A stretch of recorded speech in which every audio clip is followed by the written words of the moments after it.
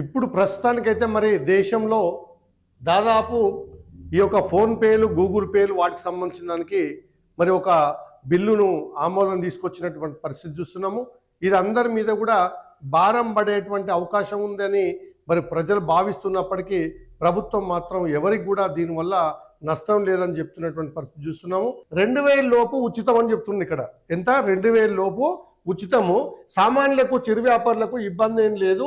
Digital చెల్లింపుల నియంత్రణ సవరణ బిల్లుకు లోక్సభ ఆమోదం. ఈ డిజిటల్ చెల్లింపుల దానికి కేంద్రము మరి బిల్లుకు ఆమోదం తెలిపింది.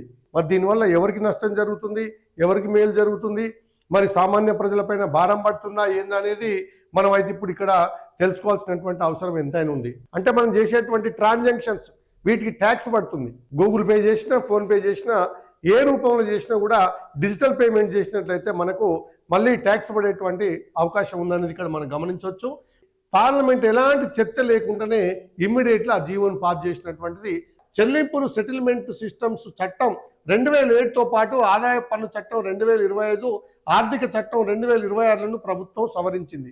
అంటే దీన్ని బట్టి మనం ఇప్పుడు ఏం చేస్తాం, మళ్ళీ డబ్బులు జేబులో పెట్టుకోవాలి, మళ్ళీ బ్యాంకులలో తీసుకొని మరి ఒకసారి 2 సార్లు ఎక్కువ సార్లు చేస్తే మనకు ట్యాక్స్ పడే అవకాశం ఉంది. కాబట్టి మళ్ళీ ఇప్పుడు ఈ డిజిటల్ వ్యవస్థ పోయి మళ్ళీ పాతకాలం లాగానే డబ్బులు జేబులో పెట్టుకొని తిరగాల్సినటువంటి పరిస్థితికి అయితే తెరలేపినటువంటిదే కేంద్ర ప్రభుత్వం.